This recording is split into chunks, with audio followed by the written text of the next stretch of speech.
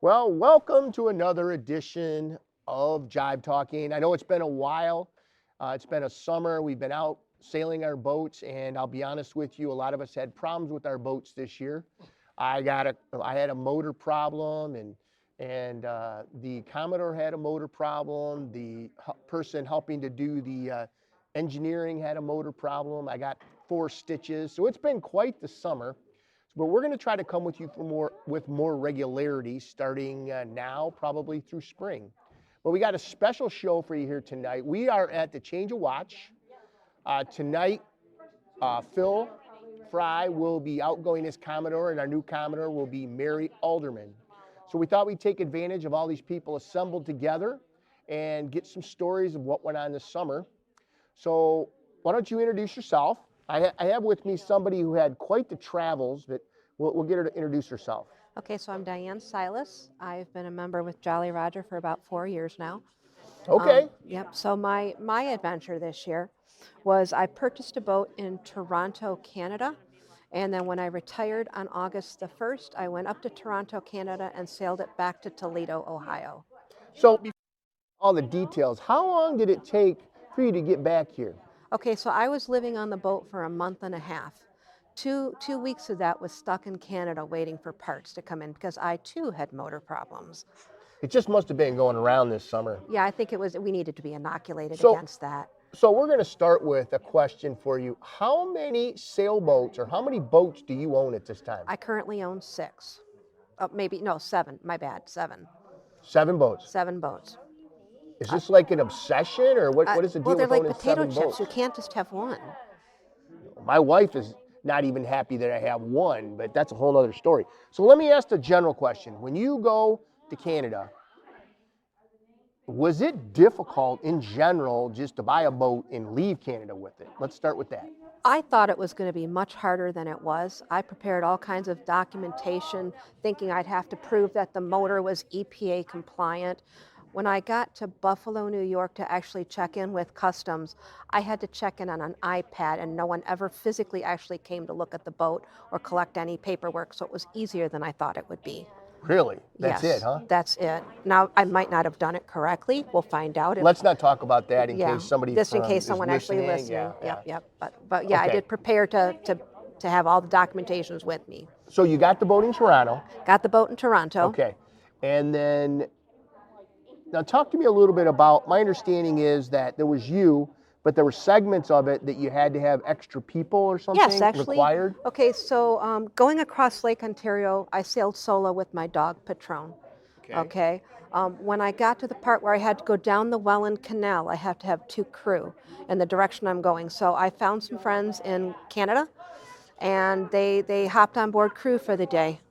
And they actually are now my good friends now. So yes. Now the Welland Canal connects what with what? Because I'm not aware of Okay, this. the Welland Canal connects Lake Ontario with Lake Erie, and you go through a shipping canal where the container ships and the tanker ships actually have first dibs on going through. So they slot you in amongst all these tanker ships.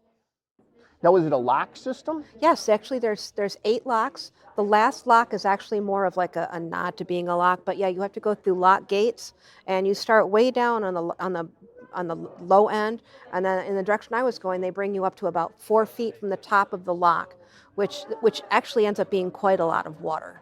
Now, how long does it take to traverse those locks? Okay, the whole canal should take somewhere between 8 and 10 hours.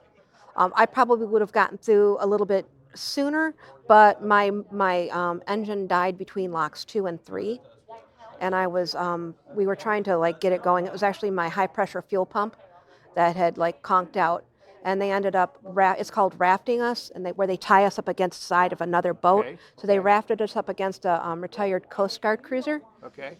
and he brought us the rest of the way through the locks. So then so let's start. You got the boat in Toronto, Correct. and then you went across Lake Ontario. Correct. And you had no problems. No problems at all. Okay. Then when you got to the lock system, Yeah. that's when all the fun began. Yes. Okay. Yes. So then they rafted, they brought you through the locks. Then what did they do then? Take you to a port? No, they dropped me off. The Coast Guard guy dropped me off at the city docks that were like still within the lock system. It was like at the very end of the locks. Then one of my crew members went and got his sailboat, and he rafted me and brought me to a marina, which was I was going to stay there anyway. So they dropped me off at the end of the marina docks, and I stayed there for 2 weeks while I was waiting for parts to come in from the United States.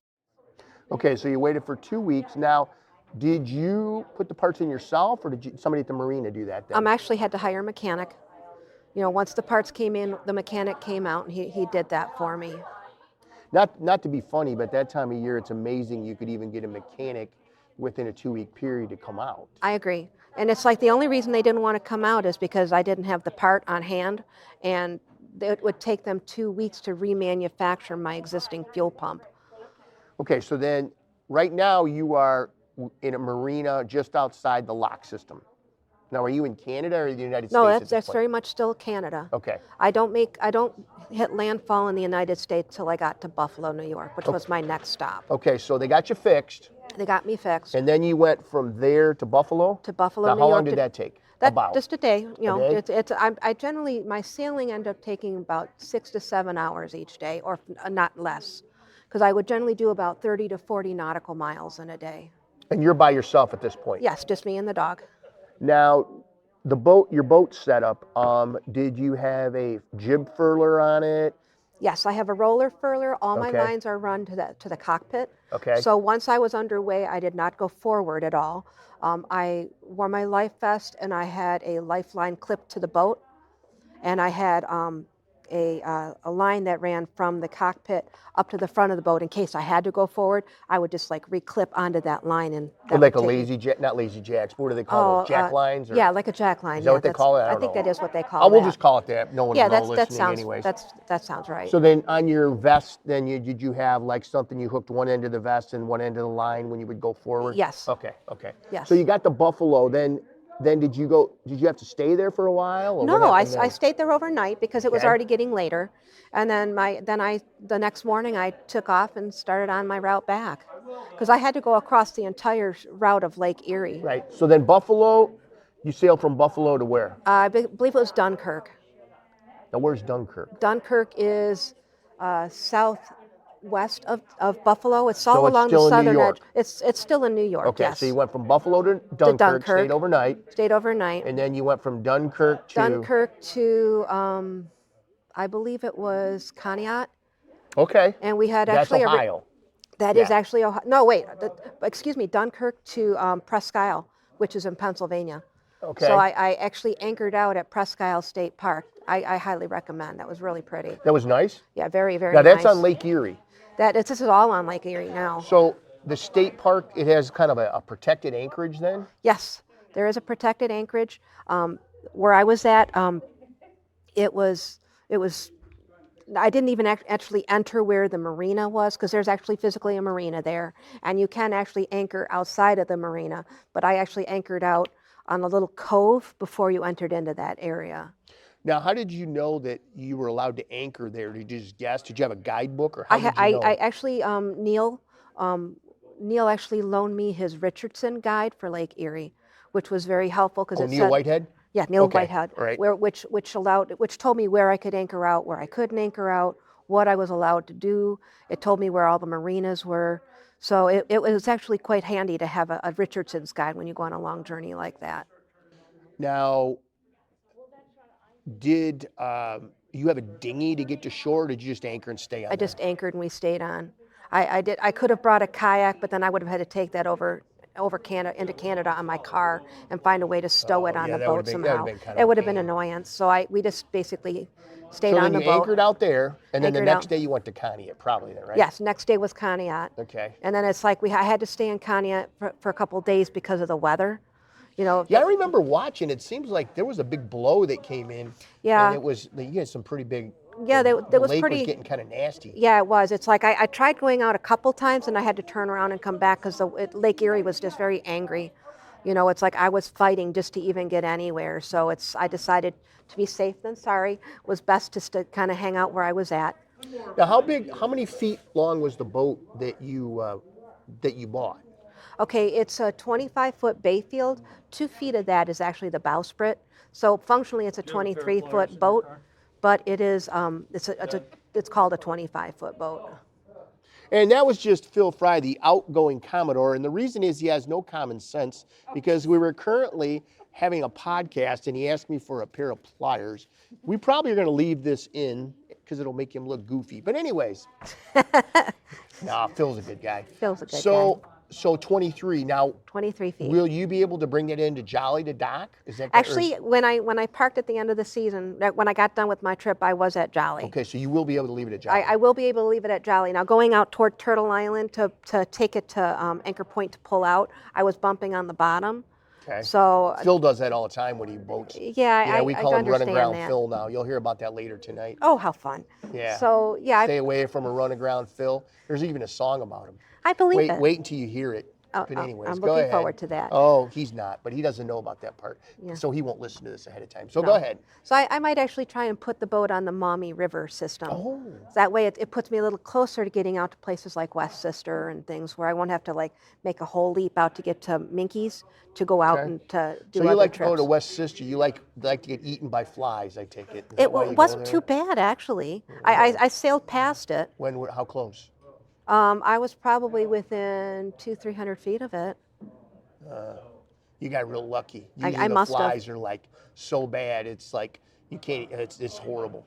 That's a nice sail though. You get behind. Were you behind or in front of it? I was in front of it. I was trying to avoid Lake Perry or Camp Perry because they had their firing range. Yeah. So I remember that I had put that in the Skulldugger about the firing range. Yeah, that was. By the way, that's very helpful. Yeah, I'm I kept glad it you in. did that, yeah. I kept it in for a while because it's like I figure anyone going out sailing might still need to know that. And it's like I took that and I took along the information about the Lake Erie weather and the water ship that was supposed to be out there. I didn't see it, so I don't get the.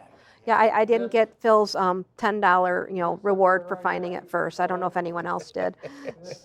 You know, she brought up something that some of you listening may not know, depending on which end of the lake you sail on. But we have a Camp Perry, which is an Army National Guard base, I think is what it is. And they practice firing weapons out over the lake. So you have to know what days they're firing. And if they're firing, it's marked off and you have to stay north or you have to stay away from it. And that's what she was talking about.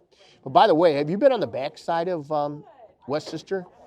It No, looks like I actually Jurassic didn't. Park back there. I will have to circumnavigate that next time. It's well worth it. It is awesome back there, and it's like, you just imagine you're going to see a T-Rex sliding in there. It's just you're like, whoa. That does sound pretty cool. I saw a lot of birds and stuff when I was there, but I didn't see any T-Rex. Yeah, that's the thing. It's a bird sanctuary. Was it cormorants or something like that? Yeah, I cormorant. think I'm making that up. I don't know. No, actually, there Is was that a the lot of name? cormorants. Yeah. That and water snakes, I guess. Is Oh, the big I'm thing. glad I didn't get off the boat. Yeah. I don't think you're allowed to get off No, the you're boat. not I think it's a supposed to. restricted area. People do, but you're not really supposed to. You're not supposed to. So then you got your boat, and it sounds like so. Then you went to Conneaut, and then Yep. you. After Conneaut, I think I went to. Oh shoot, what was next? I think it might have been Lorraine. Okay. Lorraine was nice. Right. Okay. Lorraine actually was. They treated me very well there. I don't know if anybody's been out that way, but it's a nice marina. Okay. Okay. Then I think I went to Kelly's Island, Okay. and then from Kelly's I went to Minky Okay. for the last bash. I Yeah. actually made it in time for Yep. that. We saw you there. Yeah. And then it was back to Jolly. That sounds like quite the trip that you had. It was great. I would do it again. Do it again? You would do it again? Oh, in a heartbeat. In a heartbeat. If I could figure out where a place to store 3 dogs on that boat, I would be going out, as soon as spring hit. So going to Canada, because I wanted to do that this summer, and just kind of as an aside, you're saying that that's not even worth worrying about if you're going to go over there. It's pretty easy to check in and stuff. Yeah. Okay, They have okay. a website or an app for your phone called Okay. Roam, CP Roam or something like that. I can Okay. tell you more later about that. Yeah, I would love to But- because I want to go over to Leamington. I heard it's very nice. Okay. Yeah, and it's Yeah. like you just check online with that website, and then you're good to go. Okay. You just kind of like tell them when you're going to come in and how long you're staying.